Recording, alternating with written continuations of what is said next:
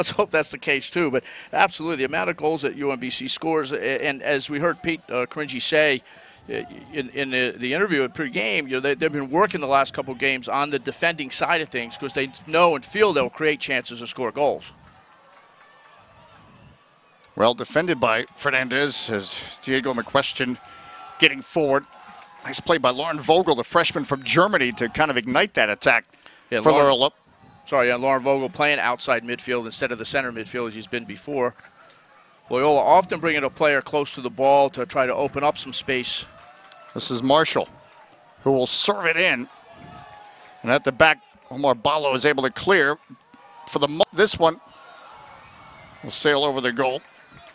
And it'll be a goal kick coming up.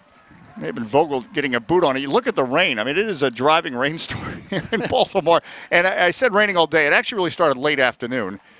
As right about 4 o'clock. Yeah, right about, what's the old, right around game time when you start to get excited to come out. And that's why, again, this is for people watching. We invite you to get out to Ridley Athletic Complex. It's so easy to get to. It's right off Interstate 83 in Baltimore off Cold Spring Lane. Yep. In fact, you can see it from 83 as you're driving up, and quite a number of cars still coming in right now. So if you're thinking about it, you're close by, you got a good college soccer game on hand tonight. And as I said at the top of the broadcast, really a lot of buzz about some of the Maryland soccer old-timers. I don't know if they want to be called old-timers, but that's the name of the organization. Yes. They're here tonight. Be a freak coming up for the Greyhounds. And a lot of alumni from both schools, Loyola and UMBC, also here watching. And nice catching up with them. Some good history. We'll have some history in the second half. We talked to Associate Athletic Director Bill Wennick, who played here, graduated in '95. Free kick coming up for the Greyhounds. Again, they are in the white, UMBC in the dark jerseys. And that one, just a bit too much spice on it from the back from Jamie Libby. Here you see what the fans and the elements are dealing with tonight. I knew it was going to rain tonight because I forgot my umbrella. There you go. That's always the sign. If I had packed the umbrella, I would have been in good shape. I'll take the blame. Happy to give it to you, Dave. Phil Saunders, you look at him. You know, he's been a great story for the Retrievers. Started all 20 games as a freshman. Now in his senior year. He was actually a player that in high school he played in the field. He was a field player in high school. Club ball played in the goal. All right, this is Vogel, but he's shut down by Jordan Becker. You got to watch UMBC. They can attack quickly in a wave. Balo at the back. Now this is Becker. Instead now, Loyola trying to come up with the answers.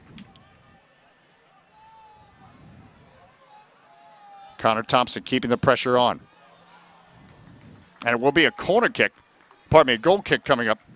Well, Dave, I think you said one of the things is UMBC trying to get this ball forward and creating chances, but they do commit a number of players to go forward, and that does also fit right into what Loyola likes to do offensively and counterattack. And I think this will be the real challenge, is whether UMBC, if they lose the ball, can they, number one, obviously cover space behind, but even more important, can they put pressure on the Loyola players so they can't play balls, even like that. That was just kind of just put up there hoping for something, but if you're not organized, it can get through. David Warburton doing a nice job winning the ball, winning possession. A throw-in coming up for the Greyhounds.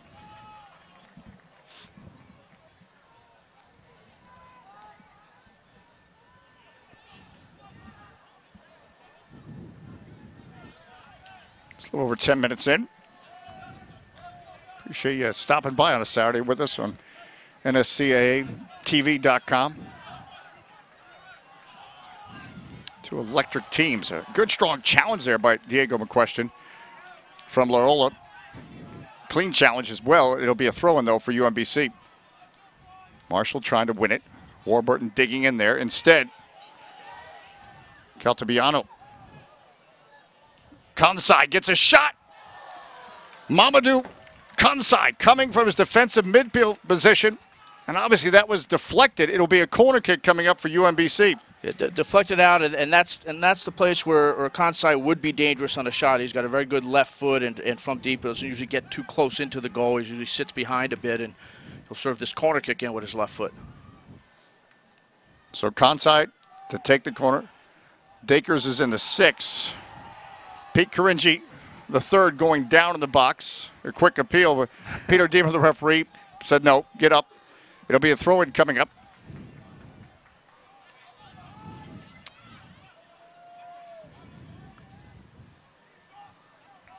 UMBC already getting 2 shots on goal in this match. 2 shots, and that free kick by Connor Thompson didn't miss by much at all. In fact, I think when it left his foot, he thought he had the corner.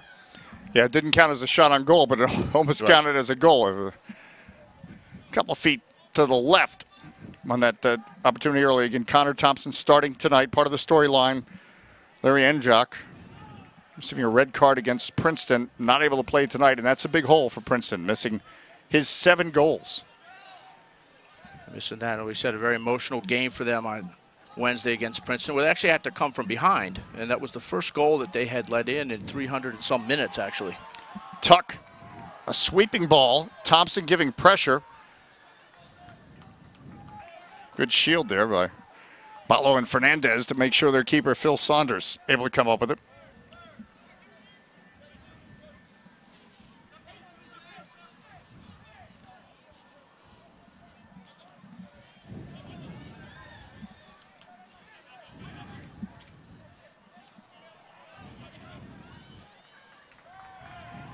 Caltabiano, nice change of directions. He gets it to Omar Balo. And too much on that one as Jordan Becker, the left back, was getting forward for UMBC. Again, as you mentioned, the game winner against Navy that, well, it was a cross that somehow turned into a goal, but it was a dramatic way to end a 3-2 double overtime win. No, it was, and I saw that as the ball left his foot. You know, we thought, well, this didn't really look that dangerous, and it just kept sailing in and found the back corner. We're going to get a whistle and a foul and a free kick. And I have no doubt that Jordan Becker, when he's an alumni, telling all the UMBC players it will be the shot of the life that he put, not a cross. He would have nutmegged 3 players on that. Yeah, free kick coming up is Baller getting called for the foul. Get Stephen Dooley to the left. To the right of the ball is Dominic Marshall. He's got the left foot. Let's see which way they choose. Instead, Dooley will send this one in. Big defender Ryan Tuck, all 6'2" of them getting up for it, but it sails over him. It'll be a goal kick coming up. What's one of the things is that Ryan Tuck and Jamie Libby, you know, both go up 6'2". Ryan Tuck, Jamie Libby, 6'4". It's a basketball team, those two, yep. And those two do go forward, but that's a good thing and a bad thing. It's good because you got big targets that are good in the air, but it also almost always forces that guy to feel like he has to hit it in the box. And that last time, virtually all of the UMBC players were back, and so perhaps knocking that ball where they have to, you know, pull the UMBC defenders out first might have been a better thing.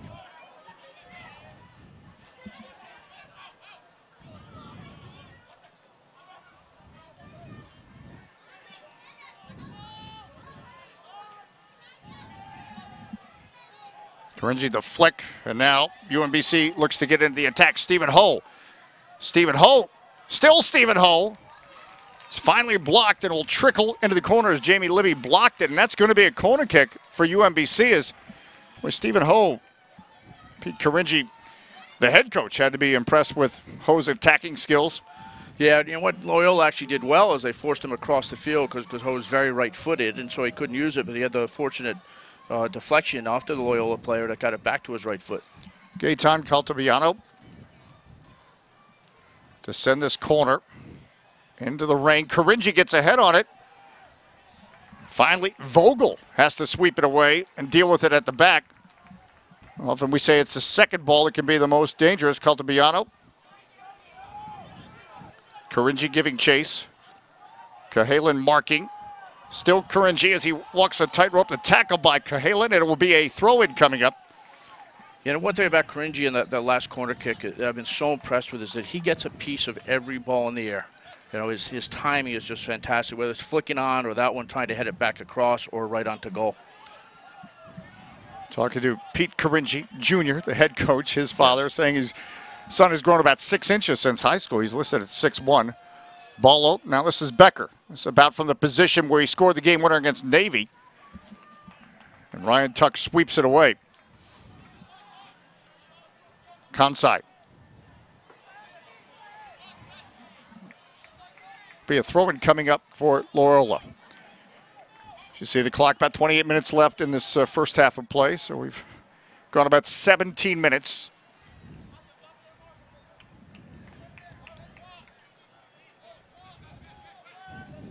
Dave Johnson, Keith Tabatsnik on NSCAA TV.com. They tell me that internet thing's going to catch on. We'll give it a try for a while. Spencer Williams on the throw-in for UMBC.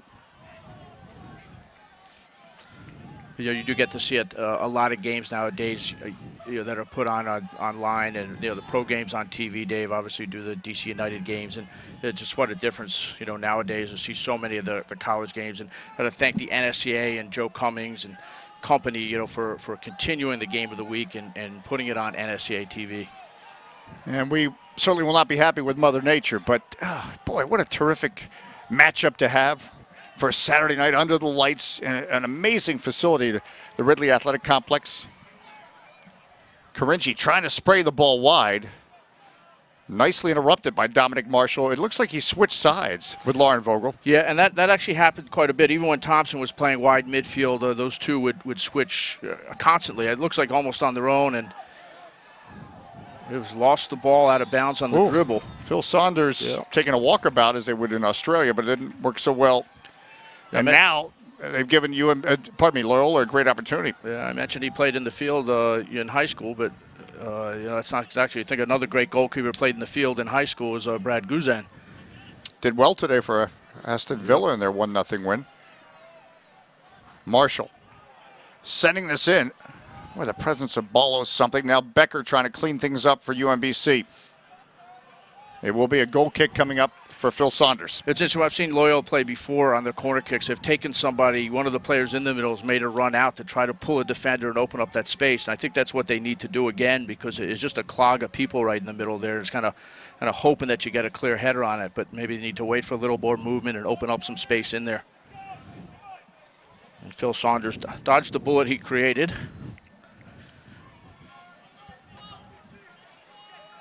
And Thurman Van Riper, was hoping to be his opposite number tonight, the goalkeeper for Loyola, but injured midweek. We hope he's well enough to be logged on and watching on NSCAA-TV.com, and we wish him all the best in his recovery. Kadeem Dakers wide. Well, he kind of went into a cul-de-sac of Loyola there. Now Connor Thompson trying to spring Dominic Marshall. This is a counterattack that's very much on. Marshall will send it across the middle. It's interrupted by Fernandez. And Fernandez finally cleans it up. As McQuestion unable to control it, now the counterattack the other way. And how about Warburton breaking that up, disrupting that? Yeah, and he just kept his position really well. And again, this was a freshman, coming in, taking over for a senior last year, and just sitting in there. And that's pretty much what he does. Is his skill is breaking up plays on the ball. He's just very good at just getting it and giving it to the right players, to the playmakers.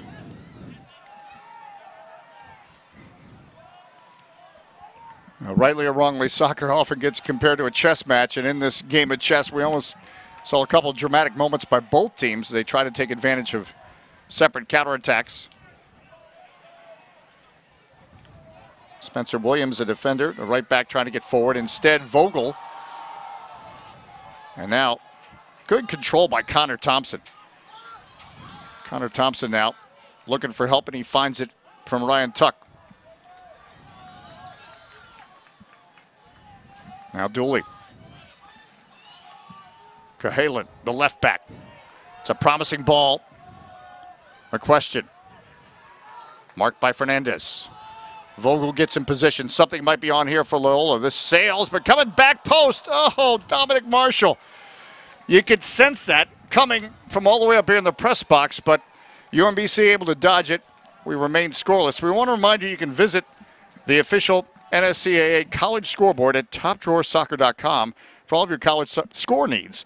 Along with the most up-to-date scores, topdrawersoccer.com has box scores, match, team, and player statistics, video highlights, and game recaps of all the action around the country. I know it's bookmarked on my laptop. That's a place to go to keep up with everything going on in college soccer. It's on mine, and just notice that our next NSCAA Game of the Week this Tuesday at Akron. Akron on the scoreboard. You can see defeated Bowling Green 1-0 today. Caltabiano. Ho. Dakers, that first touch failed him there. And now, a question. Question who's from Baltimore. Loyola with very much an international flavor to their team, but the question from Baltimore. Caltabiano at the back, but that's sorted out by Libby. UMBC trying to come again. Warburton doing what he's supposed to do in that defensive midfield role, disrupt things. We'll get a foul coming up here on Fernandez. Mentioned Loyola having somewhat of an international flavor. UMBC, 10 of their 11 starters from Maryland, so it's very much a Maryland influence. Yeah, they call Kadeem Dakers from New York the foreign player. The foreigner player, yes. Yeah. He's from Rosedale, New York. Needed a passport, I think, to cross the border. In fact, Jordan Becker, who scored that goal the other night, left back for UMBC, is from Pocomoke City, and that's way down on the eastern shore in Maryland. Just you folks watching across the country, go ahead and Google that. That's way on the eastern shore in Maryland. Be a goal kick coming up for Phil Saunders. We remain scoreless. Dave, that's just another example of that free kick. It's just a long free kick, and obviously once in a while you do score a goal off or you get a corner kick from it, but it's a kick and hope more than it is something by design, in my opinion. And they had, again, enough players to play it out and draw the UMBC defenders out, then maybe put it in when you have some space open. It's not just a criticism of Loyola. I think that 80% of teams I watch play do that, instead of just seeing what's on. And you always think, like, if this was in the run of play, would you actually hit that ball long? Need that possession with purpose, whether it's the run of play or not. Again, Loyola, the Greyhounds in the white. UMBC, the Retrievers in the dark. 11 miles separating these two schools. We'll go ahead and call this the Baltimore Derby match. And again, talking to both coaches, and really a lot of buzz in town, because this is a great soccer community, as Phil Saunders has to come out.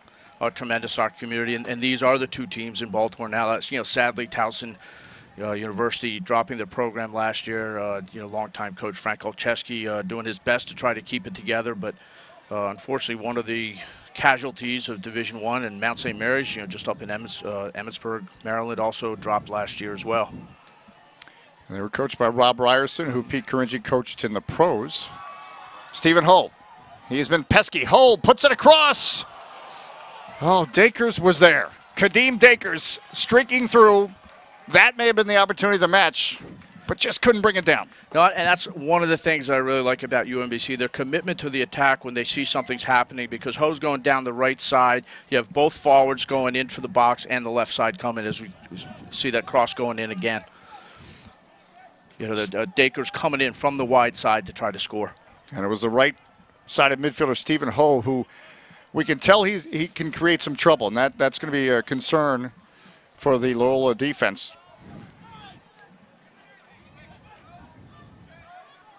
But UMBC in general is a concern for, again, this is the top offense in the nation along with Delaware at 3.2 goals a game. In fact, only Spencer Williams is the only starting defender without a goal. That's not to criticize him, because defenders are supposed to defend, but it's an interesting point.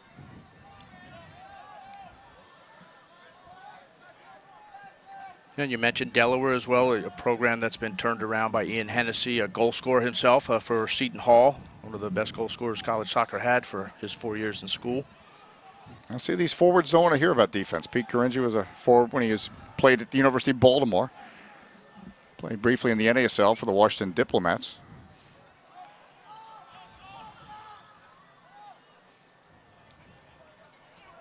Connor Thompson. Little stop-start to get around Ballo. Still Connor Thompson. Now this is Dooley. Dooley!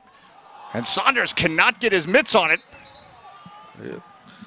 This Peter Demas saying that he touched it. It was hard to tell. But it's going to be a corner kick. A little bit of a leather from his glove getting on that ball. And again, both goalkeepers, players dealing with rainy conditions here tonight. As we look up in the lights at Ridley Athletic Complex, it is still very much raining.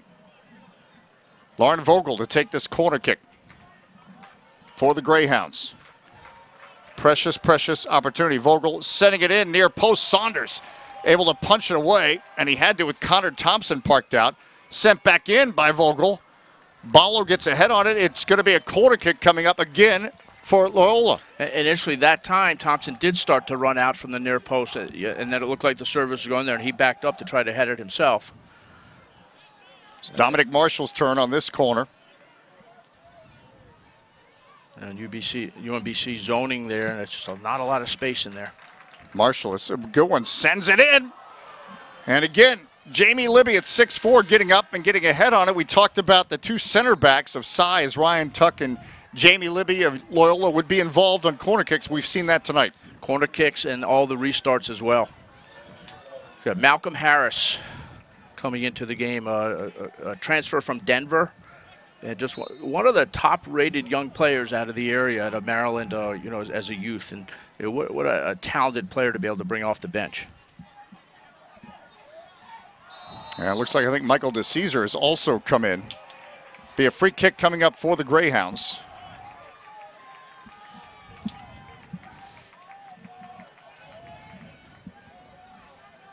Fernandez, Williams, Ballo, and Becker, the back four for UMBC that have to deal now with UMBC. Rather Loyola on the set piece. Dominic Marshall sending this in. Dakers will put it back to Williams. DeCesar with his first touch on the ball back to Williams, but now Ryan Tuck trying to ignite the Greyhounds attack. Well done there by Dominic Marshall to elude pressure, and now in tight space. The Greyhounds trying to make it happen. Connor Thompson tangling with Fernandez. And Fernandez now leading the counter, or the attack, I should say. And Malcolm Harris just into the game, getting out wide. Testing Joey Wilkins, the right back. Becker, and this is going to be booted away by Libby. It's going to be a corner kick coming up. That's a communication situation where Libby had to be sure, and he had to kick it away. Yeah, better to do that and discuss it later than give up something. So it looked like Zach Kane, the goalkeeper, wanted to come out and get that ball, but you err on the side of what Jamie Libby just did. Gaetan Caltabiano sending this one in. It was off a Greyhound defender. It's going to be a throw-in coming up for UMBC. Hey, Dave, pick up on what you said, too, considering the fact that Zach Kane is just now in the lineup as well. It's only his third start in his career, having taken over, last game. It's another reason to make sure you play things safe. This was an interesting throw-in, actually. It slipped through the hands. We mentioned wet conditions. Yeah. I think it slipped through Spencer Williams' hands. This is not the night to try one of those cartwheel throw-ins, obviously.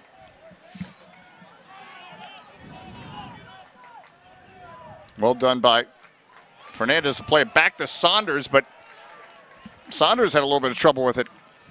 And there's that rain we're talking about. It is very much umbrella and poncho weather tonight in Baltimore. And what did Pete Coringia, head coach, say to us before? It hadn't rained in Baltimore in 25 days. Why did it pick tonight for this Baltimore Derby matchup, your college soccer night on NSCAA-TV.com? But we hope you're enjoying it anyway. Cahalan on the throw-in. Marshall can't get a boot on it. But not done. Warburton. Marshall trying to link up with Dooley. Tries again. DeCesar, that may have been a handball. It was. Yep. It'll be a free kick coming up for the Greyhounds. The Greyhounds showing some bite here right now. Yeah, well, the one thing is when they have lost it in the attacking third, they're putting pressure on right away to try to win it back without retreating, and I think it's worked well, and especially with the rain coming down, it's a little bit harder to control the ball and move it around, which UMBC prefers to do. Dooley with the right foot, Marshall with the left, sending it in. Saunders has to punch it away. Sent back in by Warburton. And we're going to get a foul on Loyola in the box. Be a free kick coming up for UMBC. 13 minutes and change left in this first half. Again, the UMBC Retrievers 6-0, but make no mistake, the Greyhounds, a lot of confidence in this side right now, even missing their leading scorer, Larry Enjok. But right now they have to defend. Stephen Ho. And the shot, a save there is Dakers. Boy, he put that one right on goal, but right to Zach Kane. Yeah, that ball was perfectly laid off to him as well. Just the right pace to be able to put a foot on that. It's actually Malcolm Harris that had crossed it, pardon me, but Dakers getting the shot.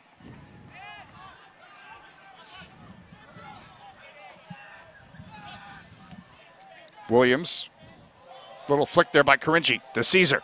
Trying to get in behind, Cahalan slipping and sliding on the turf, but Ryan Tuck comes up. Under pressure, Marshall.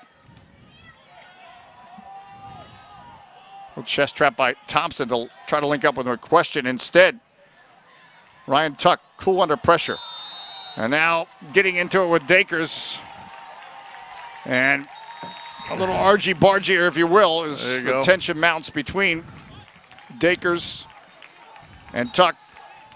And Peter Dima, it's his job now as a referee to make sure the emotions stay under control. Yeah, because in reality, that was nothing there. Yep. You know, it was just a little foul, and there was nothing, and both of them overreacting a bit. So Peter getting in the middle of it. I'm sure the next time that happens, you'll see a card come out from Peter. They've been warned. Little flick by McQuestion. Some good ideas here. And again, they're using Connor Thompson. He's a different player than Andrew Waddington, who I'm sure we'll see tonight. He's more of a target player. As we talk about a storyline for the Greyhounds dealing without 7-goal Larry Enjok. Larry sitting out with a red card that he received against Princeton the other night in the 2-1 victory for Loyola come from behind. As a matter of fact, they scored their game winner, Stephen Dooley, with an outstanding goal about 2 minutes after the red card when they were down a man. Well, through adversity, you learn a lot, do coaches, about their teams. And Libby for Thompson. Nicely done. Dooley back to Thompson. McQuestion's in the middle. Well defended there by Becker. He still has some sorting to do, and he does just that. But it's going to be a throw-in coming up for the Greyhounds. Yeah, actually an outstanding first-time ball by Dooley there as well. If Thompson could have had just a little better touch, he might have been right past the defender for a shot. Wilkins handled this throw-in. Dooley trying to make the turn, ran out of real estate. We remain scoreless between Loyola and UMBC. College Soccer Night on NSCAATV.com.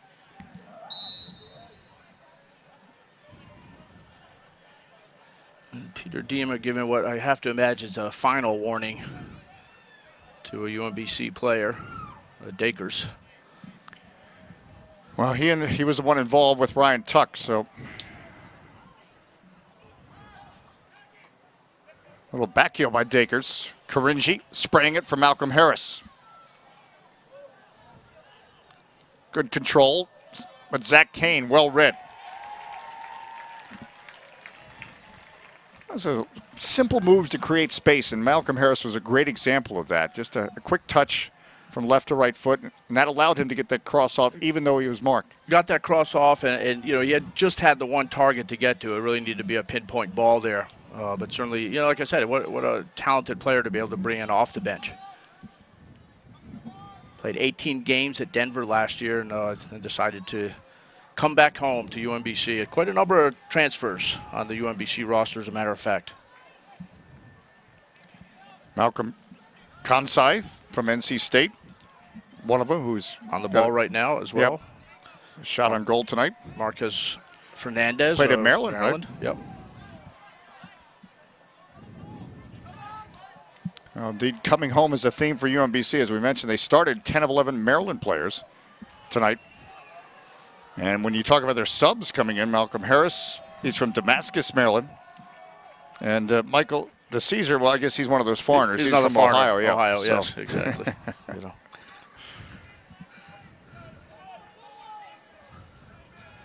They do have what we call a true foreigner that we'll likely see. Michael Scott, a sophomore from Scotland, probably being at some point too. It's like a true freshman, yeah. You know, a true foreigner. But let's make it clear it's the world's game, so yes.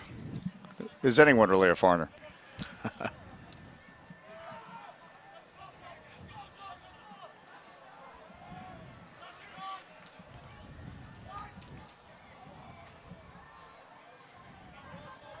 Be a throw-in coming up here for the Greyhounds. Greyhounds, you have to get credit for a shot on goal, but there's been some inventive stuff tonight from the team in white. Yeah, really, they've done what you should be doing playing at home, is really trying to force the issue into the attack and get the ball in there and keep it. Maintain some momentum in the final third. Cahalan, nice little back heel to get it to Marshall. Now Dooley trying to weave it through traffic. Conside coming up with it now. Malcolm Harris lost his luggage. Wilkins sprayed a ball quickly, and you appreciate the idea. He's seeing if he can quickly play a through ball to Connor Thompson and catch UMBC going forward. Yeah, it's not a bad idea at all. And in reality, it should have given Thompson a better chance than that ball did. Yep. He made the good tackle. Joey Wilkins, a junior from Oakton, Virginia, actually went to Gonzaga High School in D.C. He was the D.C. Gatorade Player of the Year senior in high school. The idea was there. Yeah, because absolutely. if it's... And what it did, too, it caught the UMBC players going forward on that counterattack. So it made the tackle and all of a sudden some space for Thompson.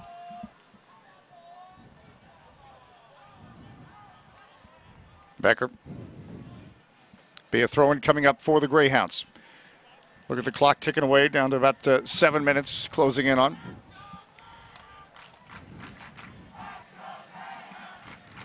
Chants of "Let's go Greyhounds" starting to echo around the Ridley Athletic Complex. It's making more noise tonight because of the umbrellas. It creates a sound system.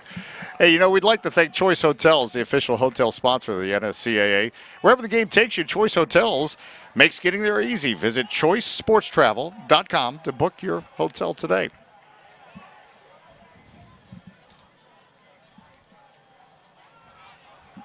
Dakers, this one stays in. Libby is marking. Dakers going at Libby. This comes across. Kane knocks it away with the Caesar prowling. And suddenly the Greyhounds under pressure. Conside. Warburton gets involved and is able to relieve the pressure for the moment for the Greyhounds, but UMBC as DeCaesar. Caringi, nice ball by Caringi. DeCaesar, this takes a deflection. Cahalan, off Cahalan, and Zach Kane able to come up with it. As I see Zach Kane come out for that and the ball before, we're talking about what you had said, with that communication, and the fact is since he doesn't play that much, and it's just another thing that this team is going to have to adjust to, with a new goalkeeper and the defenders in the back, Ryan Tuck being a freshman, as well, another new player and a key one for them. That'll be an interesting thing as they go into Patriot League play with their next game against Holy Cross, their first year in the Patriot League for Loyola. A lot of exciting things happening on the Baltimore campus. First year in the Patriot League. That should help open up some doors. Also, it's a very good soccer conference, of course. And this Ridley Athletic Complex that we're enjoying this game from tonight. Connor Thompson getting behind Spencer Williams. Now Dooley. Dooley trying to navigate some space. What are his options? Dominic Marshall. Marshall. McQuestion, his shot is blocked by Ballo. Some good skill on display there from Loyola, but unable to get that shot on goal. UMBC staying resolute defense. Wilkins doing a nice job to break up Becker's through ball that was intended for Harris. McQuestion gets it wide. The freshman Lauren Vogel. McQuestion. Broken up. Gaetan Caltabiano playing the ball forward. Number one in the country in assists. This is Dakers with some acres to work with. Dakers! And that's blocked by Libby. As he got the full head of steam and confidence, that had to be a real concern for the Greyhounds. He did. And whenever he is facing forward with some space, that is exactly what you'll see him do all the time. A right side, left side, or in the center. It's just full steam ahead, trying to beat the players one or two, and he has the ability to do that. Very effective the other night doing that against Navy. Thompson. Paulo is marking. Becker steps up, and that's Vogel that commits the foul. So free kick here for UMBC. Good look at Pete Caringi, Jr., we should point out, with Pete Caringi, the third on the field. Vogel breaking up Intended pass for Caltabiano. Now, Dooley, that's a good ball. McQuestion trying to control it. Able to spray it ahead to Thompson. Marshall making a run. Here comes McQuestion. McQuestion gets behind the defense. It'll be a corner kick, Greyhounds. But Diego McQuestion forcing UMBC to come up with some answers. Yeah, and let's talk about this. McQuestion is the guy that started tonight with Larry Enjock being out of the game, and he almost gets that goal. Excellent kick save there by Phil Saunders. Michael Scott will come in for UMBC. Loyola also going to their bench. Andrew Waddington will come in for the first time tonight. And also Brennan Goldsmith, a freshman, will check in.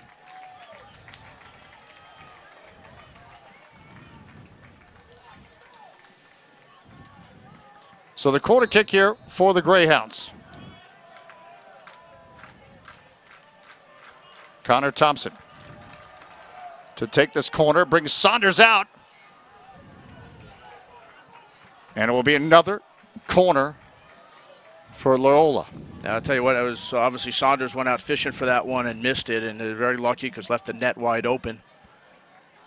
You know, there's a lot of pressure with those big guys coming up from the center back into the middle, 6'2" and 6'4" with Ryan Tuck. And Andrew Waddington's now, and he's 6'3", the big target forward. He's right in the 6-yard box with Stephen Dooley.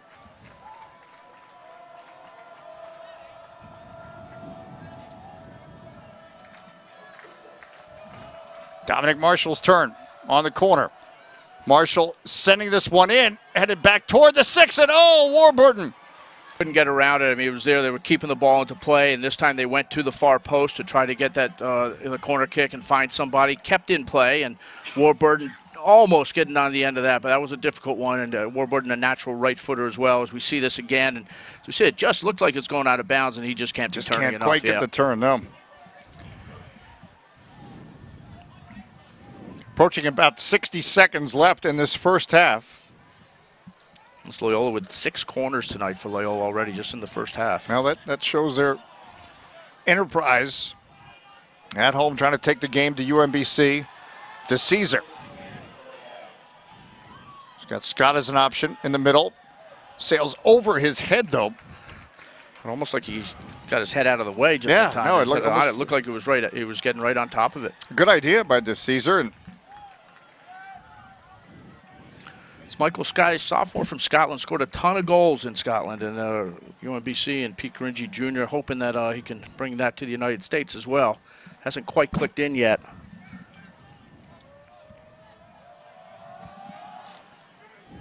Zach Kane putting the ball into the Baltimore Knight. Harris and Wilkins battling on the far side. Harris for UMBC, Wilkins for the Greyhounds. And the first half about to come to close.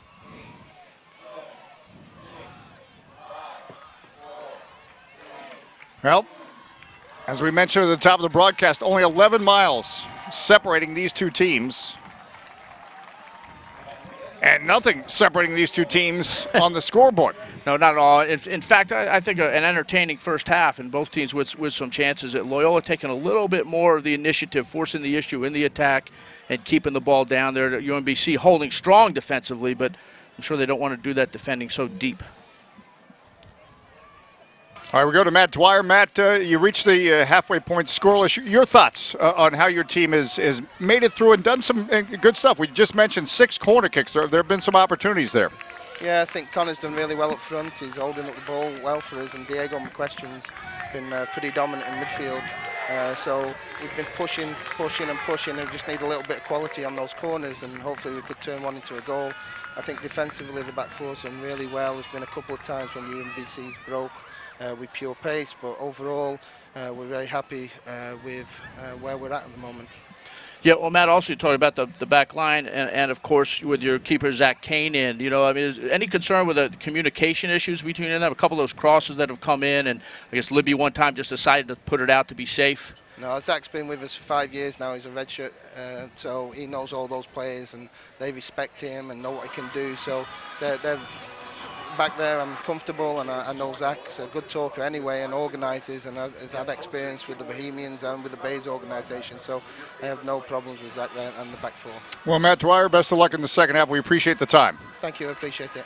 That's Matt Dwyer, again, the assistant coach to Mark Metrick, who is not able to coach tonight because of a red card received in the 2-1 win over Princeton midweek. As we mentioned, that very costly win, if you will, as they had some losses. Well, indeed, time now for our Disney Soccer Player of the Week on NSCAA.com. And for that, we go to Rutgers in the Player of the Week. Rutgers, yeah, midfield for Rutgers, Danny Donegan's team. Male Corbos with the Player of the Week. Congratulations, Disney Soccer Player of the Week. Indeed, Rutgers, again, coming up with a strong program as you think about the history of college soccer. And they really, one of the foundations that really helped elevate this game to a college soccer game to the next level. So good to see him receiving that award. Well, certainly Bob Riasso, one of the legends of college soccer, making that a program and giving it up to Dan Donegan, one of the great soccer players of college soccer, taking over at Rutgers.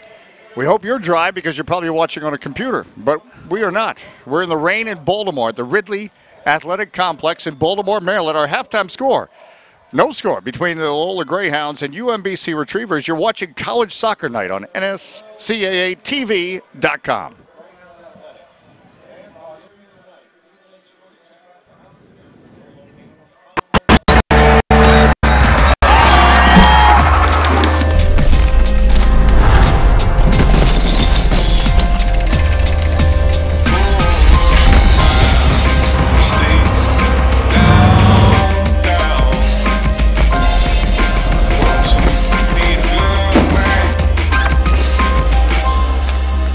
Trophy isn't the only thing that makes us champions. Loyola University, Maryland.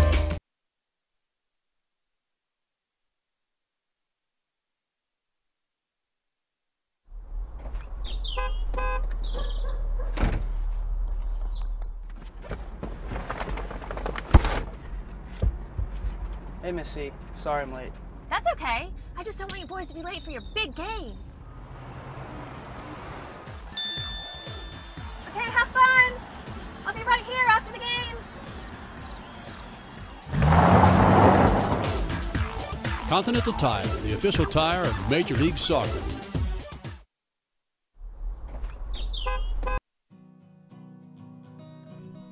Each year, the NSCAA puts over 7,000 coaches through our coaching education program. Youth, high school, and college coaches at all levels participate in the diploma courses. Join your peers and get educated. Better coaching, better players, better game. NSCAA Coaching Academy. Improving soccer, one coach at a time. Register today at nscaa.com/education.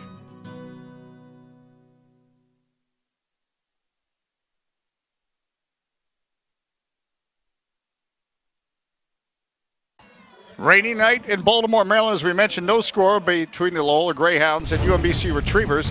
We don't expect this to be a scoreless game as, again, UMBC coming in with the highest scoring offense along with Delaware in the nation, 3.2 goals a game. And Loyola Greyhounds missing their leading scorer, Larry Enjock, 7 goals, but they're also a team that has been able to find some offense this season as well. So we expect that to change in the second half as these two teams battle through some rainy conditions, so that does make it at times difficult to play. Well, like I said, I'd be absolutely shocked if this stays 0-0, but since we're saying it, you know, we're probably jinxing ourselves on it as well. But certainly the replacements for Loyola, the changes in their system with Larry Enjock out, certainly has not stopped them from creating chances.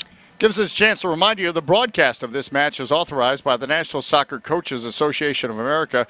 Any rebroadcast, retransmission, or other use of any image, sound, account, or description without the express written permission of the NSCAA is strictly prohibited. Tonight's match was produced for the NSCAA by LoyolaGreyhounds.com, and they have just been wonderful hosts to us here in Baltimore. And, of course, plenty of action coming up this week on NSCAA-TV.com. Tomorrow at 4 Eastern, Concordia of California will take on Embry-Riddle in Prescott, Arizona. Now, the weekly college highlights and rankings show, that's going to air Tuesday at 1 o'clock Eastern. And on Tuesday night at 7 Eastern, Akron hosts Ohio State Again, all this action coming on NSCAATV.com. So please tell your friends about that as well, as this is a place to get some terrific college soccer. Take a look at our Continental Tire NCAA Men's Division I rankings. And boy, we were talking about this earlier. North Carolina 1, Notre Dame 2. And Cal State Northridge checking in at number 3. Yeah, I mean, it's amazing with Cal State Northridge. One of the teams unbeaten, untied against this year. And congratulations to their start to the season. And as you look at that top 10, it also shows really the balance we're getting now in men's Division I college soccer is all regions of the country represented. And some teams you would expect, and they're not there, and we'll hopefully see them later, you know, if they come back. Teams like Maryland not in the top 10, and Akron, etc. All right, indeed, and we're seeing one of the top-ranked teams tonight, ranked 21st, UMBC Retrievers. Continental Tire, innovative technology, driving confidence. You can find out more at continentaltire.com. For the full NSCAA Continental Tire Top 25, which includes UMBC, visit NSCAATV.com.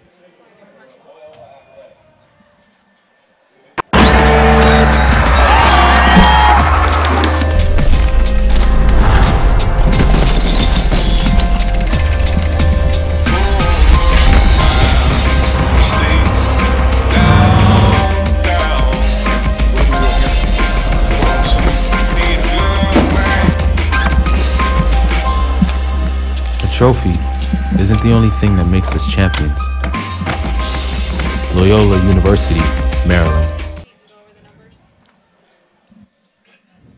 Did we get a stat sheet?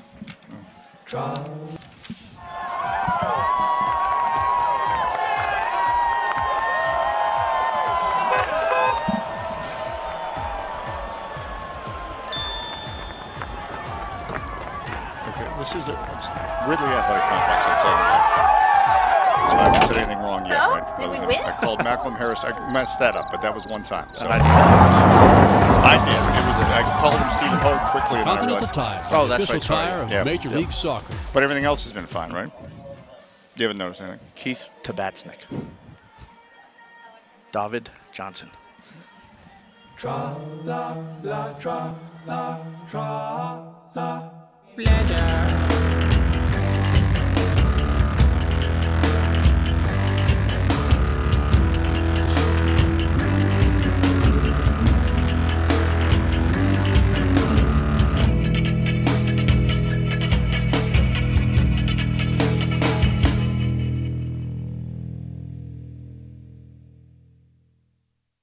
We're adding a second distribution center. So instead of moving it, we're putting every floor in every store on sale at Lumber Liquidator's first ever warehouse clearance sale. Get 20% off all laminate flooring. Pre-finished solid hardwood up to 55% less than big box stores. All bamboo is on sale from $139 a square foot with new deals added daily. Plus get 16 months special financing. Warehouse clearance sale is going on now. Get to your local Lumber Liquidators today.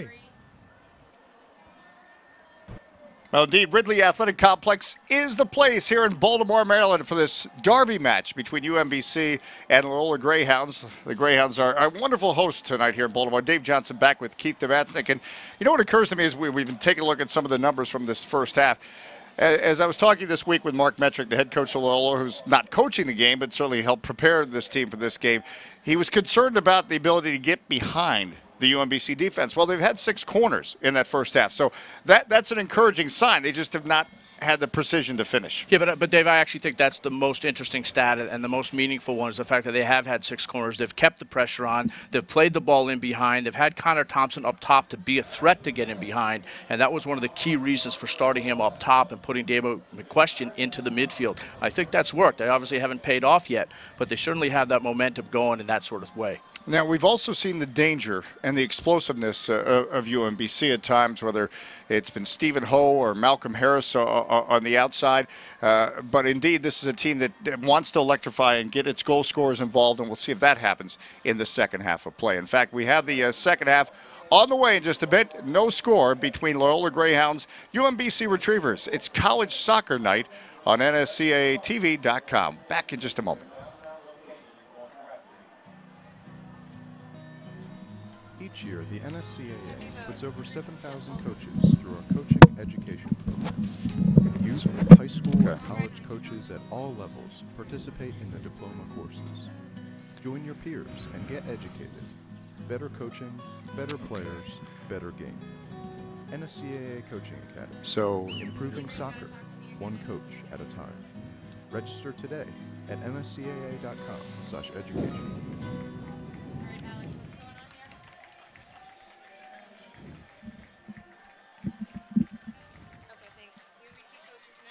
okay.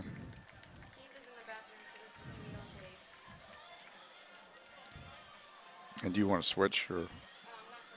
Okay.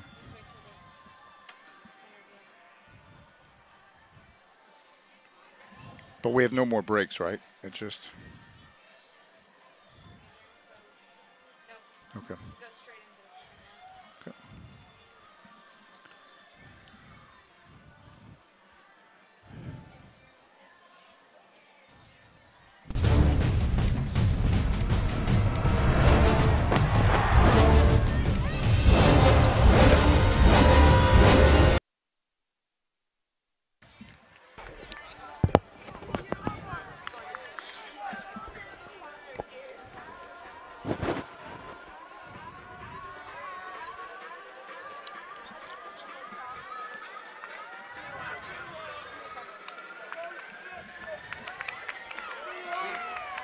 They do an interview. Back in Baltimore, Maryland, NSCAATV.com, College Soccer Night. Pete Caringi is the head coach of the UMBC Retrievers. Pete, scoreless at halftime. Heading to the second half, some of your thoughts on where this team needs to go? Oh, we have to play a lot better. It's probably our worst performance of the year. I think our attack, we got to try to get behind them a little bit more, and we're just not in sync. We have no rhythm to the game, and we talked about it at halftime, and I'm sure you're going to see a difference in the second half. All right, Pete, best of luck in that second half coming up. Thank you. Pete Caringi, the head coach of the UMBC Retrievers, calling that the worst 45 minutes of their season so far. And again, this is a team that averages 3.2 goals a game, just not in sync. From a coaching perspective, how do you define that? Well, I think the first thing you look at is you would go into the locker room, probably tell them, we're doing great defending. The problem is we're doing it in the defending third. We need to do that defending in the midfield third, keep the ball where we can attack and have that space and good numbers. Because right now when they're winning the ball, they have 110 yards to go every time. And that's really not their bread and butter. Certainly they got to keep the ball more, force Loyola to have to defend and open up some spots.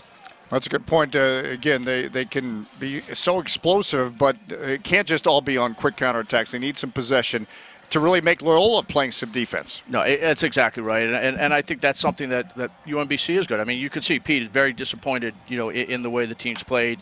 Clearly he's laid it out for them that this is not the UMBC style, and we're playing a good team, and when you play a good team, you still have to be able to, put your style out on the field and get some good chances. And really, it's been, maybe only one or two decent looks at goal so far for UMBC.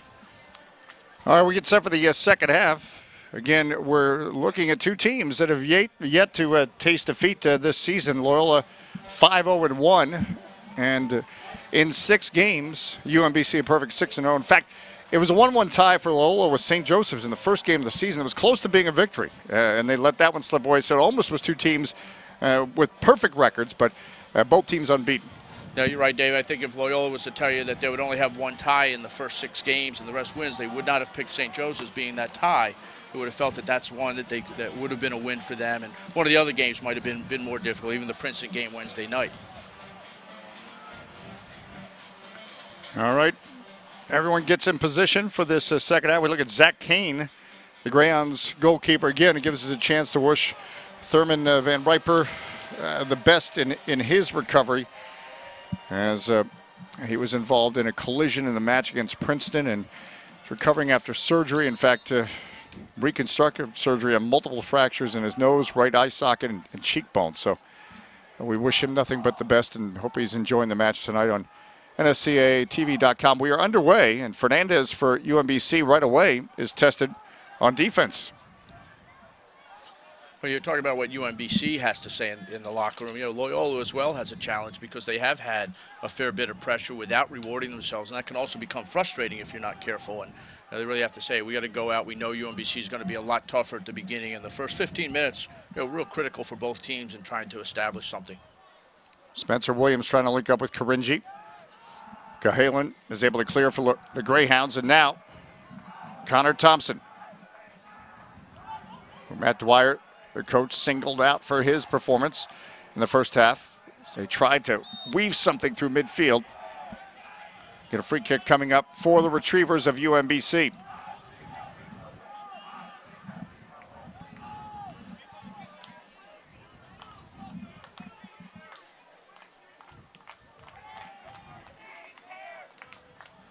That's one of the things I said about Pete Caringi, is that he's able to get a piece of everything in the air, but that's almost an impossible one for him to have anything good happen. It was driven so hard to him. He flicks it on, as we see, out of bounds in a second. And Pete actually even turning around saying, hey, why don't you just get that into my chest and let me take it down. And that's Pete Caringi the third, the player, as we just visited with Pete Caringi Jr., the head coach. Pete Caringi the third, just leading scorer in the PDL this year with the Baltimore Bohemians, who play their games right here at Ridley Athletic Complex in the summer in the USL setup. He was also voted the Young Player of the Year award for the PDL as well, the under 21 best player. A lot of the players from UMBC played together as club. It used a lot of them with the Bays, the Baltimore Bays, and then again a number of them playing with the Bohemians as well. Gaetan Caltabiano cannot quite get onto it. Now the Greyhounds look to create. Instead, Becker. Caringi chest traps it down. Caltabiano spins around. Dakers. He likes to go at players. Dakers getting a shot into the goal, and it's a goal. It's in the net. Caltabiano. Usually he's the assist man, but this time he scores. Yeah, he scores, and that was all done by Dakers. And Dakers, we talked about, he gets the head down and goes and puts the shot on, gets blocked, right to Caltabiano, and he gets that goal, his third goal of the season. To go with 6 assists. And Gaetan Caltabiano, whose dad played at Loyola College when it was Loyola College. And we see it again. This is Dakers, what you were talking about. Yeah. It's almost like Gaetan just took that right in front of Pete Caringi, to have the shot. That actually ricocheted. It looked like out of the gut of Jamie Libby, the defender, doing all he could to block it. Well, obviously the team talk at halftime doing its trick, as the highest scoring offense in the country has come out and responded with a goal just a couple of minutes into the second half. Well, I've often said to teams, I think that they get a foul there. I often think that pep talks only last 10 minutes. So if it does, at least they're getting their goal right now in that first 10 minutes, because certainly they came out a little bit better. Too early to know just what type of pressure they plan to put on, but that was Dakers. That's what he does, goes at players and puts the Loyola defenders on their heels. Spencer Williams, Stephen Ho, and Williams working that right side. Caltabiano, the goal scorer, he will prowl kind of all over the place. He plays below Pete Caringi, the third, the striker in UMBC setup.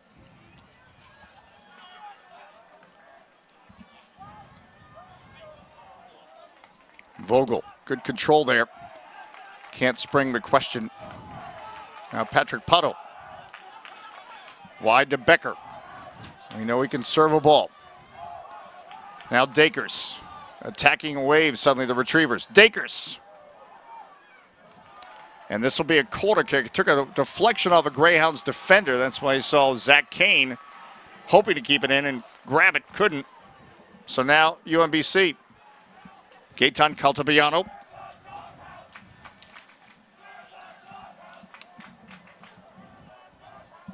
On this corner kick, Zach Kane comes out.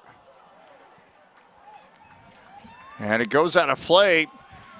But UMBC, with a chance there, is Kane took a swat at it and didn't get it. I'm starting to wonder if there's something to do with this side of the field, Dave. The first half it was all down here and the corner kicks and the defending side just being, put back into their 18. And this half as well, now Loyola in the back.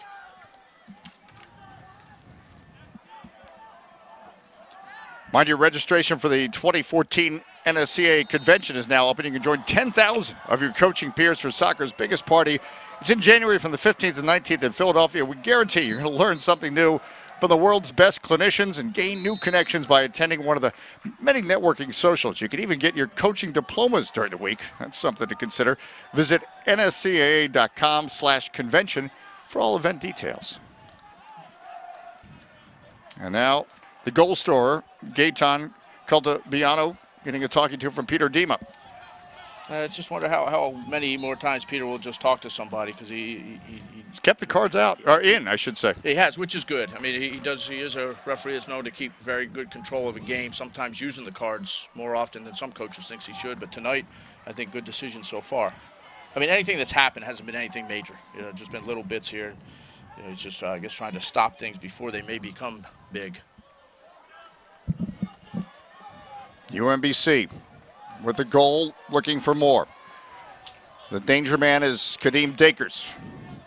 Dakers going at Wilkins. Becker with that support with that left boot will swing it in. Libby denies. It'll be a throw-in coming up here for UMBC. Brighter stuff here in the second half from UMBC is Dakers. Becker on the overlap, didn't quite work, but this takes a ricochet across the 6 as Kane lunging out. Stephen Hull was in that 6, I think committed a foul, but that took a very much a UMBC ricochet, and suddenly Zach Kane was lunging. Yeah, I mean, you can't say he was caught out of position, because why? No, he was in position. Yeah. It just took a crazy ricochet.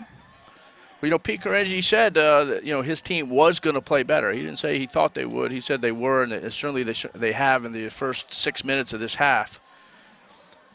Both getting the goal, but the goal came from being aggressive and forcing the issue, the exact thing that Loyola was doing in the first half. More venom, certainly, in their attack. Greyhounds will have to find the answer missing. Again, Larry Enjock, leading goal scorer.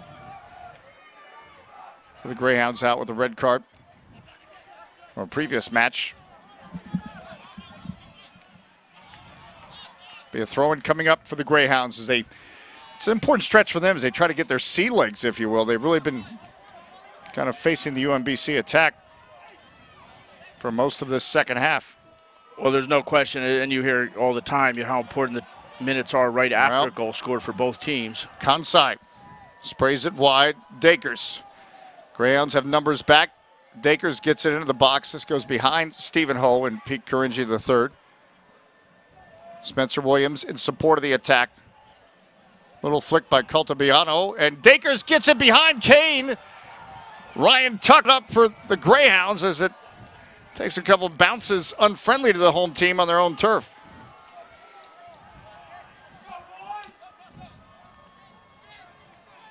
Warburton now. UMBC's pressing much higher in the second half. Well, that's what I said. The only positive you could have said first half is their defense was doing real well, but anytime you're saying your back line is done real well, it means the rest of the team isn't defensively. You know, and now they are winning the balls higher up. Your example right here. Dakers, challenged by McQuestion. Dakers able to ward him off. Pete Caringi gets it back. Tried to anyway to Dakers. Warburton was there instead. But Caltabiano, you put that on the wet turf, why not? Yeah, of course. And again, all the pressure on him. UMBC just hitting shot after shot. And you know, now in the total, he let 12 shots for UMBC and 6 for Loyola. And we saw Loyola having those chances in the first half. And Matt Dyer, who's coaching Loyola today with Mark Metrick sitting out with a red card, you know, saying they've got to do better chance on the 6 corners they had. But you know, right now they're not going to get another corner unless they start putting that pressure in behind. Vogel trying to link up with Connor Thompson. Very effective in the first half, just not able to get the possession here in the second. Now Stephen Ho, Gaetan Caltabiano, the goal scorer. See Spencer Williams. Still Spencer Williams. Williams, and that's Pete Caringi. It's in the net. It's in the net.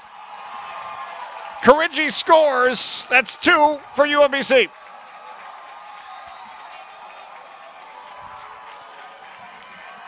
Well, we said at halftime what a surprise it would be if it stayed at 0-0, and UMBC has answered the call with 2 goals inside the first 9 minutes of the second half, and Pete Caringi, the leading goal scorer in the country, scoring goal number 9 right now. And They said he's good in the air in any way and heads that in. No doubt about that. You have to look how close that cross may have been, you know, to the goalkeeper Kane, whether he would have had a chance or not. Spencer Williams with a good cross there. And that'll be his first assist of the season. As we mentioned, he was the one back without a goal. Well, now he at least has a point, but just a terrific cross.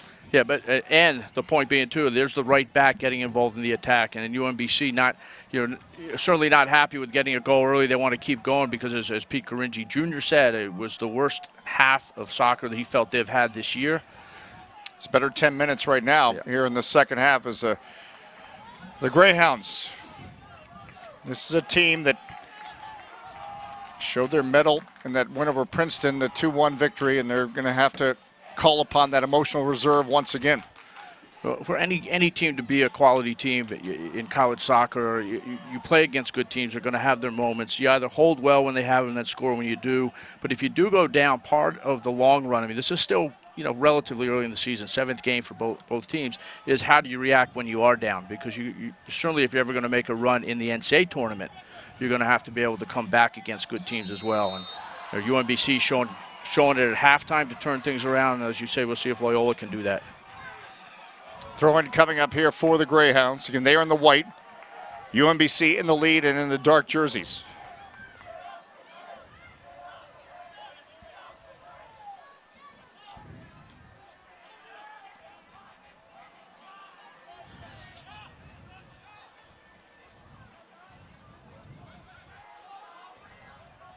Johalan, left back. And now Dooley gets a turn, gets a shot.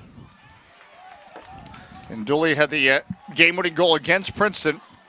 The game-winning goal with his right foot, and that's why he is deadly with that. And just a half turn there, just misses wide. And I think he's probably Loyola's best all-around player. And right now with Loyola down 2 goals, he's certainly going to have to be the one that kind of takes over and leads this team and gets some better minutes out of the rest of the players right now.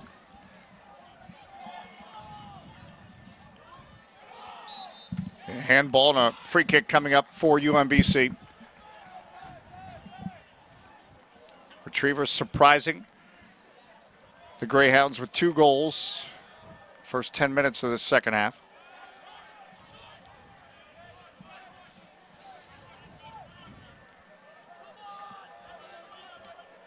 This is Becker. Becker gets free to make the cross. And Caringi is one of those goal scorers. You just give him any part of his body, twists and turns, and just hoping to get a boot and deflect that in the right direction. Didn't go that time, but that's why he's dangerous. No, he is. It really just, but one of the things you see that's a quality of his is he got to that spot first as well.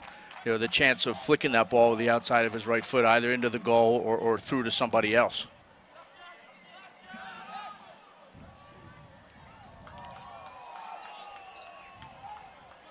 Ballo flicked ahead, and we're going to get a foul as Jamie Libby bodies up against Pete Caringi.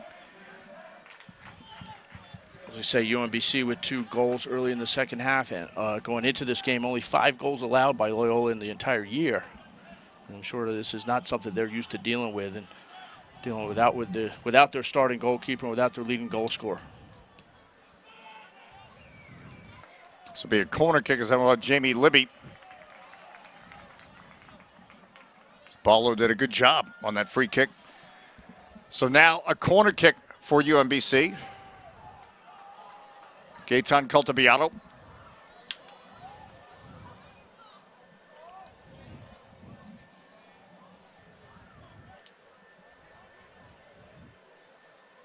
Cultibiano forces Zach Kane. Instead, it's cleared off the line by Vogel. UMBC appealing that it went over the line. And that'll be a goal kick coming up here for Zach Kane. But that was an excellent corner by Cultibiano. Again, and here's the thing, is these headers are coming fairly close to goal. And it needs to be a little more dominance by you got these 6'4" and 6'2" players for Loyola plus the goalkeeper. And between the 3 of them, they have to command that area there. And, even Pete Caringi's goal was fairly close in on his header. And they're going to have to do something about that. If they're not going to, you obviously can't control a corner kick, but some of the crosses that have come, they're going to have to force them a different way and give up something else on the crosses. The last cross before, too, where Pete Caringi got his outside of his right foot on. Vogel able to clear it off the line. Now the Greyhounds try to regroup. So what I really like about how UMBC came out the second half is that it wasn't so much they have been playing poorly relative to themselves in the first half. They've committed more players to the attack to do it. The left back goes forward and gets that cross in to Caringi. The right back goes forward, gets the assist, and I really like that. And then they hold the rest of the players to stop counterattacks. Omar Ballo with the free kick for UMBC. At the back tuck, but now Caltabiano offside. Flag is up. A free kick coming up for the Greyhounds. They're certainly feeling the pressure right now. 14 shots tonight for UMBC.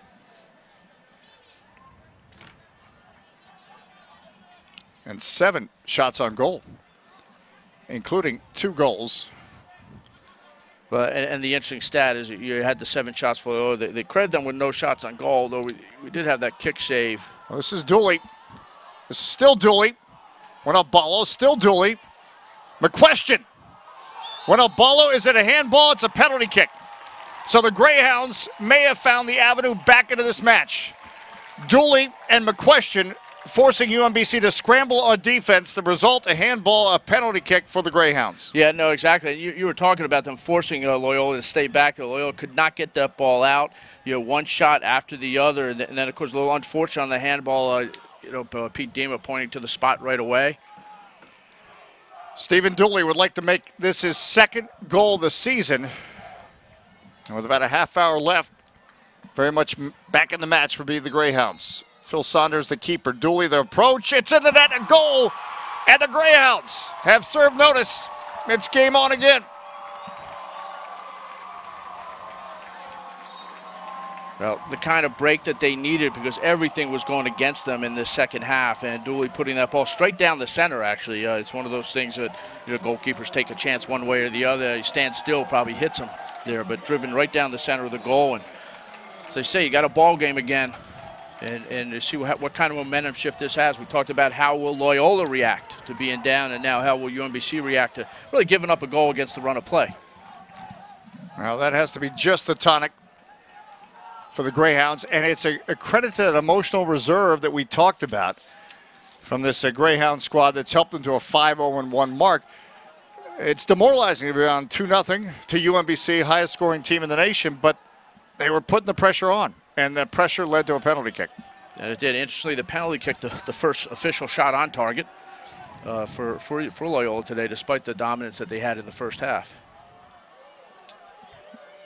Wilkins has to deal with Dakers and does well. The right back, Joey Wilkins. Caringi trying to slalom through traffic. Warburton is able to clear for the Greyhounds.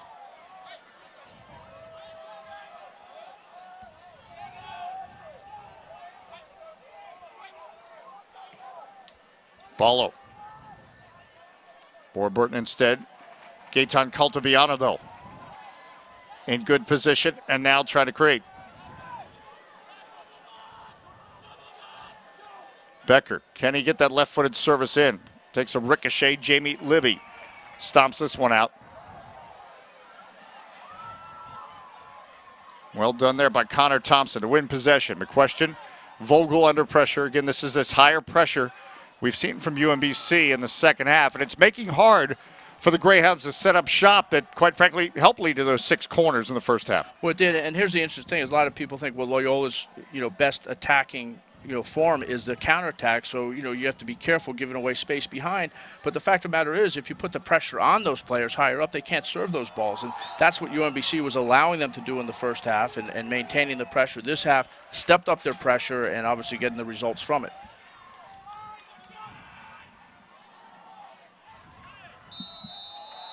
We're going to foul here by David Warburton.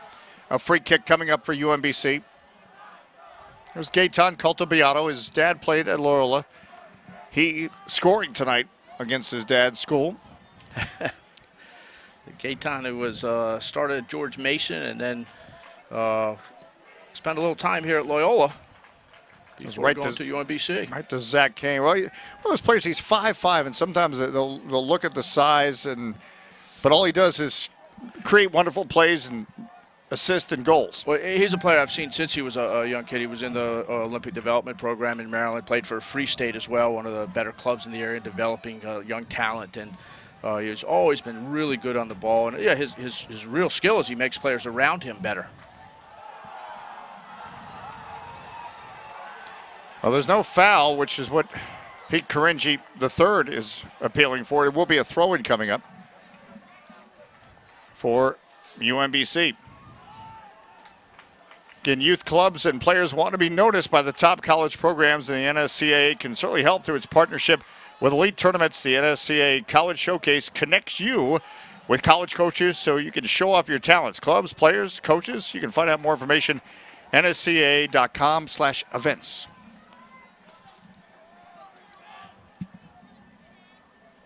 Kadeem Dakers trying to create an event. Dakers does well. Dakers gets around Wilkins. Now this is Karinji outside of the boot with the right boot. Not what he wanted. Now UMBC keeps the pressure on as that prevented Stephen Dooley from bringing it out. Connor Thompson, who's been so good on the ball, he's been ridden off by Patrick Pato. A free kick coming up for the Retrievers.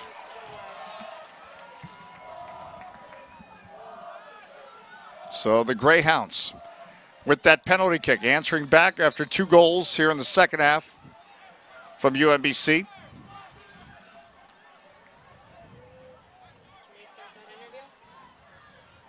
So now they get I've seen golf shots lined up with more precision than this this free kick. Now they get it in the right spot. Will be Jamie Libby with the free kick. And Stephen Dooley kind of lost his footing. A goal kick coming up for UMBC. Well, it's time now for an interview with Loyola Associate Athletic Director Bill Winnick, member of the NCAA Men's Soccer Committee, a former assistant men's soccer coach at Loyola, a 4-year letterman at Loyola, and led Loyola to 4 Metro Atlantic Athletic Conference titles. And he was a MAC Player of the Year in 1994. No, he didn't pay me $20 to read that. I mean that sincerely. We welcome him to a College Soccer Night on NSCAATV.com, and the Greyhounds very much back in this match, but despite the rain, a good crowd tonight, and this really is a derby match. It's just terrific to have this rivalry going like this. Oh, definitely. You know, absolutely. A couple Baltimore schools or Maryland schools with Towson dropping a program, Mount St. Mary's. You know, UMBC and Loyola are 2 Baltimore schools, both off to great starts, and you know, we wanted to make an event. We marketed it even as Baltimore Soccer Night. The weather didn't cooperate, but I think the crowd would have been a little bit bigger. But we still have a lot of people here, a lot of youth groups, and a lot of alums that from both schools that have come back. And so it's been a great night for soccer. And as we enjoy this Ridley Athletic Complex, a lot is going on in your school athletically. Definitely. You know, we just made the move to the Patriot League. You know, certainly we had a great relationship with the MAC in many years, and they're good partners for us, but you know, as in this days of conference realignment, we're getting ready to move into the new league, and I'm excited. No goal, by the way. Do you think that was a good call, Billy? You know? You know, a lot of times the referee favors the keeper. Yeah, there you go. Did I say that? No, in all seriousness, you know, you're talking about the athletic complex, and think, you know, when you were playing, you know, at Loyola, and you're on the campus and on the state-of-the-art at the time turf field then, and what the difference must be for the players and for recruiting and things like that. Yeah, I mean, it's a first-class facility. I mean, when we built it, you know, we knew it would be one of the better ones in the country. Truthfully, the video board and the locker rooms, we have weight rooms, the coaches' offices here, we have luxury suites, and obviously we have a training field over there. So for our soccer and lacrosse programs, it's been an outstanding addition, and certainly should help with recruiting. The Greyhounds, Bill Winnick's Greyhounds, under some pressure here as UMBC again lurching toward goal. Stephen Ho. Cahalan marking. Cahalan winning that 1v1 battle. Ho. And it'll be a throw-in coming up for UMBC. Patrick Pato now trying to get involved. So Billy, you talk about the Loyola going into the Patriot League. Just talk a little bit about that, and especially what it means for soccer, and the ability to recruit again and develop the players that you have. Sure. I mean, in soccer-wise, the Patriot League has been a very strong league, top to bottom. I think coming out of the MAC, the MAC had gotten a lot stronger, but top to bottom, there were teams that were strong at the top, not so much. There's a few teams you get by. I think any given day, anybody in the Patriot League can beat each other. So I think every game's going to be a dogfight. We're looking forward to some new rivalries. The one thing is the closest school in the MAC was Ryder, 2.5 hours away, and now we can just shoot down the Navy, American, and I think there'll be some really good rivalries as we move forward in this league. Well, I can sense the tension in Bill Winnick. We have a match going on here. You probably want to get back to watching this one tonight, but let me sincerely thank you for having us here tonight, because you have a lot to be proud of on this Baltimore school with this wonderful Ridley Athletic Complex and everything else going on in your program. Best of luck in the future. Thank you so much. We appreciate it. Bill Winnick, the Associate Athletic Director for Compliance at Loyola here in Baltimore, Loyola University. When I tried to get in, it was just Loyola College. And they didn't let me in, I don't think. No, they did, actually, but I went to another Baltimore school. But Loyola University, Maryland, just do a terrific job here. And needless to say, there are exciting developments with their lacrosse, winning the title, winning the whole title just a couple years ago in the NCAA. And in Division II, the Greyhounds won a college soccer title. 1976. Back then, and also Pete Caringi back playing for University of Baltimore. At the time was one of the top colleges, junior colleges, or two-year colleges, I guess they're called, in the country. And as I said earlier, I used to watch Pete when I was a kid. I like to tell him that. He's actually was quite a good player, and you can see where Pete III gets his soccer from. Dave Johnson, Keith Devatsik. It is College Soccer Night on NSCAATV.com. It's the Baltimore Derby, if you will. UMBC in the dark jerseys, the Greyhounds of Loyola in the white. And now a turnover here. Stephen Ho, a through ball to Caringi. This forces Zach Kane, no trouble. Comes out, but in a 2-1 match, the Greyhounds just getting back in on a penalty kick from Stephen Dooley after UMBC scored 2 unanswered goals. Gaetan Cultabiano and Pete Caringi, the third, scoring for UMBC. 20 minutes left. We told you it wasn't going to be 0-0. No, absolutely. And the fact that the way it happened with UMBC just turning things around after that first half, and they certainly came out fired up. The penalty kick a little fortunate. Just the ball gets kicked, gets into the hand of Ballo, and all of a sudden 2-1, and now you've got a game going, and it's kind of flattened out a little bit, in terms of being a little equal now since the beginning with UMBC in this half, and yet at the same time. UMBC can score just like that, as we've seen, just the flash that they get forward and the amount of players committed. Like now, Dakers can't get it to Cultabiano. Nice tackle by Ryan Tuck. And you saw UMBC getting forward. Connor Thompson putting the pressure on Phil Saunders, the keeper. Spencer Williams, though, is challenged by McQuestion, and Cahalan slows him down, but it'll still be a throw-in coming up for UMBC. Steady, misty rain continues, as it's been the case. They started raining, this was a 7 o'clock kickoff, East Coast time. Started raining about 4 o'clock this afternoon, hard. Stephen Ho. Stephen Ho gets the cross off. Man, that just needed somebody to make a run and get onto it. Dakers now.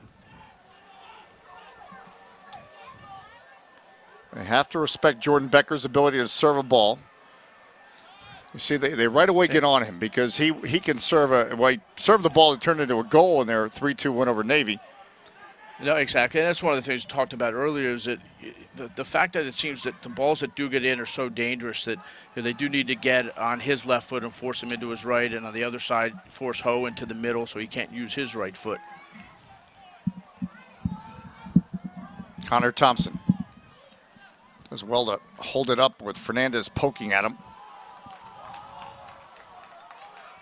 Dominic Marshall trying to serve it, and it's denied by Spencer Williams. You sense the Greyhounds have belief, even though they took a couple of serious punches to start this second half. Rain started to come down harder. A question. Again, a throw in for Loyola. Well, I think one thing that you'll wonder is as you get the clock ticks down where it's 17 and a half minutes roughly left, is will Loyola take a chance, push an extra player forward, take somebody out of the back? And, you know, with UMBC, you know, that they really do play just, I say just Pete Caringi up top, you know, just 9 goals this year. But, you know, you probably can afford to put somebody forward a little bit more. This is Dooley. Goes right into the gut of Phil Saunders. Dooley was doing well to get to the byline or the end line and make that cross.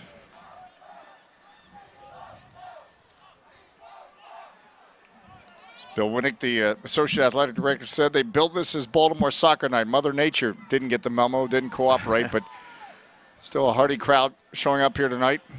And this rivalry building in strength. And there's that, yeah, look at the, he drips and the rain continues to come down. In case you didn't believe us. Yeah, I'm not a weather forecaster, didn't stay at a certain hotel, but got it right. Stephen Ho now. And it'll be a goal kick as Cohalan does a nice job of defending. And we'll have some substitutions. Malcolm Harris is going to come in for UMBC. And again, an explosive player for the Retrievers. Yeah, because when he did go in the first half, when UMBC was not doing well, he actually gave a bit of a spark. He was one of the couple players that gave a little bit of offensive hope to UMBC in the first half. So we'll see what he does right now. Again, a very skillful player, a tremendous youth player in the Maryland area growing up. Anthony Sarr coming in as well for Loyola. Now this is Harris. Man, Wilkins denies. It'll be a corner kick coming up for the Retrievers.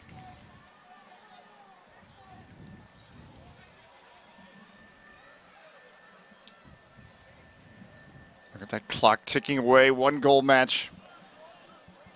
Gaetan Caltabiano, number 80. Don't see a lot of number 80s. Caltabiano sending this in. Zach Kane, and the wet night, you see it there. He bobbled it a little bit. It's, again, we mentioned the rain kind of in jest and joke, but it's got to be a bit of a factor out there. This has been consistently raining for some time, and I think you saw that there. Zach Kane bobbled it just a bit. He bobbled it. You see it when the ball's played in the air and hits the ground. It takes a little bit of a skip. This turf is very good and doesn't react the way that, you know, some of the other artificial surfaces would, where it would really skip a lot. But it just a touch on first touch on the ball to keep it together. Dakers sandwiched by Libby and Wilkins. They want a penalty. They're not going to get it. It's going to be a goal kick. They being UMBC. We'll get another substitution. I say goal kick. It's going to be actually a corner kick. Yeah, it's going to be a corner. You know, and I don't think that was a penalty either. I think he was basically taken on both sides, shoulders on either side, and you know, he tried to get through. I think it was Dakers going again, but that was Sarr, number 12 for Loyola, who I actually got into the game earlier than he actually did. He just checks in, and now Patrick Ho going out. Michael Scott coming in. Corner kick here. Caltabiano. Becker heads it back. That goes off the crossbar. Bobbled around and went off the chest of Cohalan, who was able to chest it back to his keeper, Zach Kane. And a good thing because Malcolm Harris was right in close quarters for UMBC. Malcolm Harris right there. Pete Caringi sniffing in there as well. And Loyola dodged a little bit of a bullet. You know, that ball coming off the crossbar and a little bit fortunate. You know, could have come right to Harris, who was waiting for that to come down. The Greyhounds keeper, Zach Kane, has not been bored. And now, let's see here. This will be the first card of the match. Joey Wilkins is issued that. So 13 minutes and change. You feel the tension ratcheting up. It's a 1-goal match. UMBC feeling like they had their worst half of the season in the first half. Much better in the second, but the Greyhounds have responded. Caltabiano sending it in. Caringi gets up for it. He and Cohalan battling. And it's going to be a corner kick.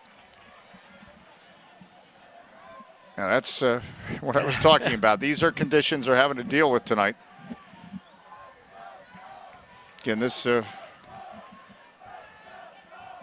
Make sure Mother Nature gets the memo next year when they do this rivalry. You want to, one of these days, it's going to set the attendance record. These two schools meet. Caltabiano. Dakers trying to get onto Cahalan again. I still think they need to get another one of those players out of the back and put a little more pressure in the midfield to keep the ball in their half when they get it there.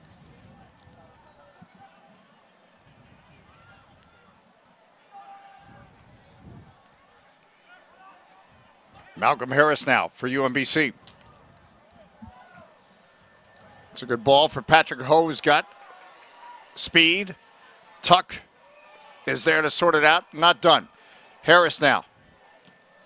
Blocked by Warburton. It'll be a throw-in coming up for UMBC.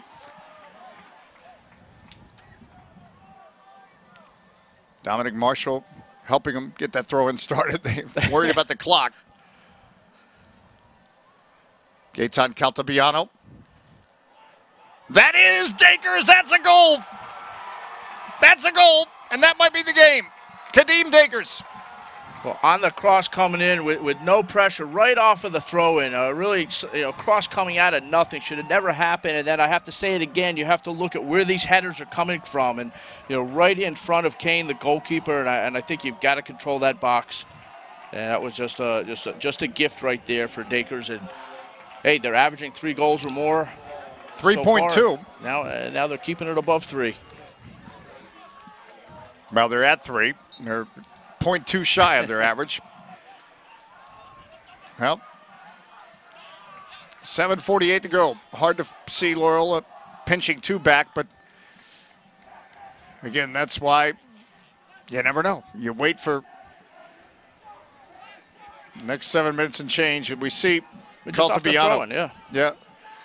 And you let him, that's just a terrific service. And Kadeem Dakers just says thank you. Yeah, he's 3 yards, maybe 4 yards out on the header, and the service was fabulous, but it should have been fairly routine for the goalkeeper to get that. And of course, the biggest question you're going to ask is on a throw-in, how can he get open that close in to get the cross to begin with?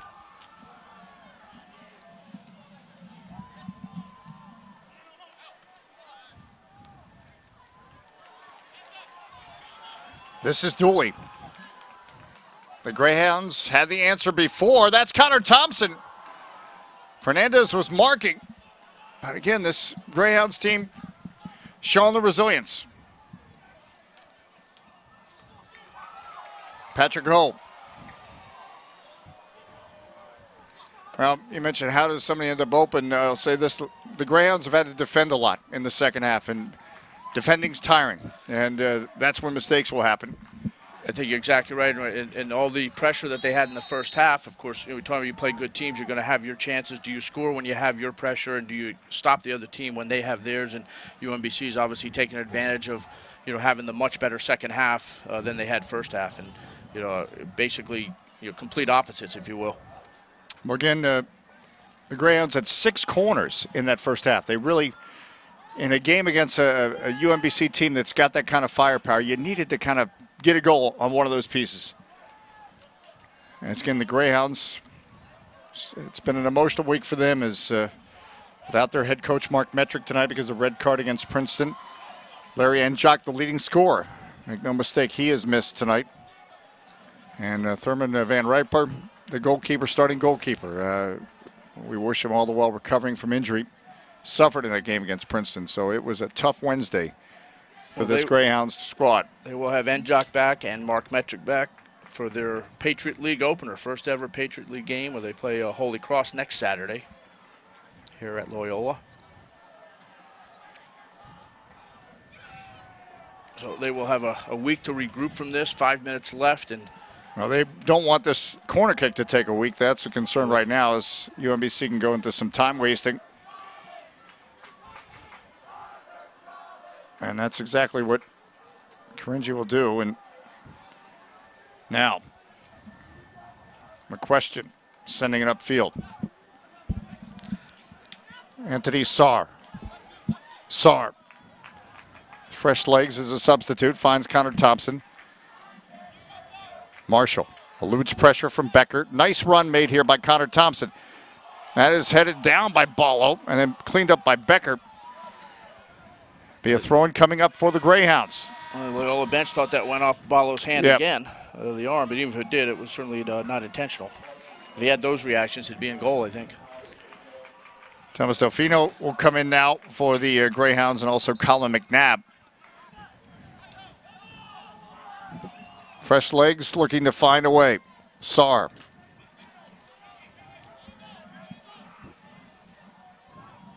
Delfino battling for it.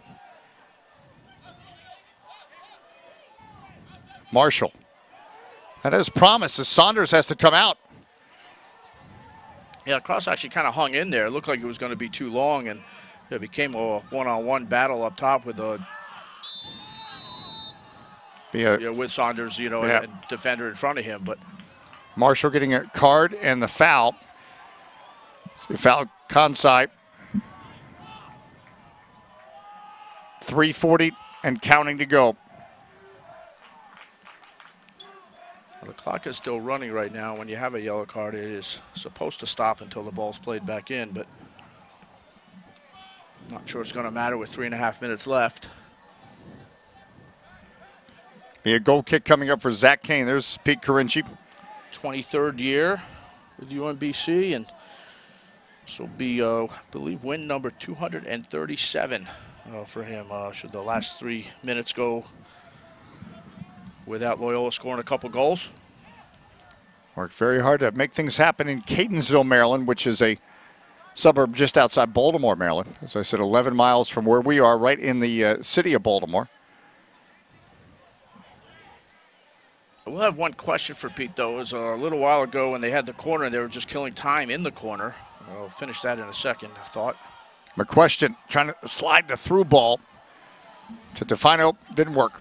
So it says, you have Pete Carinci III on the ball, standing in there just waiting for someone to come in and clock him, and I would not have my leading goal scorer being the one holding the ball by the corner flag there.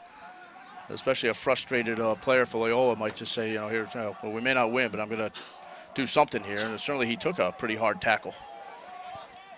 Throw-in coming up for the Greyhounds. Again, they prepare, as you mentioned, to embark on Patriot League play.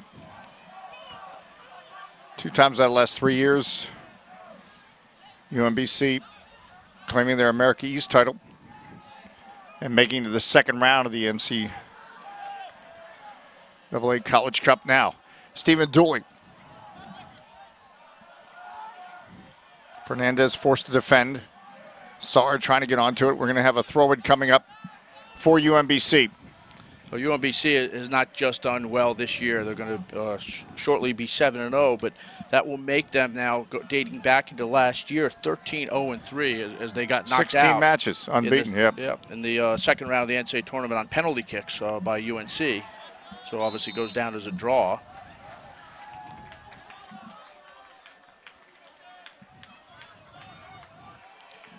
UMBC with goals tonight from Gaetan Caltabiano and Pete Carinci to make it 2-0. Stephen Dooley pulled one back from Loyola, and we had a 1-goal game for a good portion of the second half. But then Kadeem Dakers for the Retrievers, getting that important 3rd goal to give some breathing room for the Retrievers. And indeed, it looks like 7 wins is in the making. Greyhounds still off to their best start since 2008, but this will go down as their first loss of the season, barring the dramatic.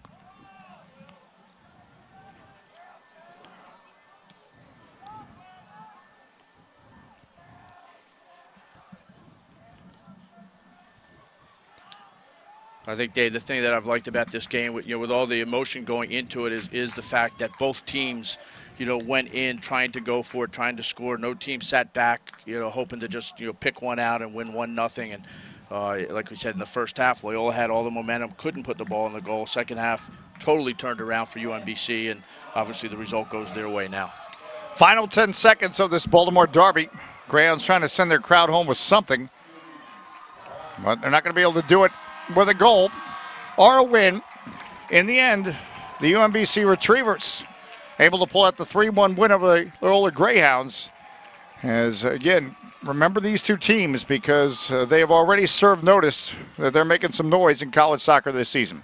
Yeah, and I think that we'll find both of them fighting to be at the top of their respective leagues, the Patriot League and the America East Conference as well. And wish Loyola the best of luck as they enter the Patriot League era for them against Holy Cross next week. And continued good luck to Pete Caringi III and UMBC to remain unbeaten. Well, indeed.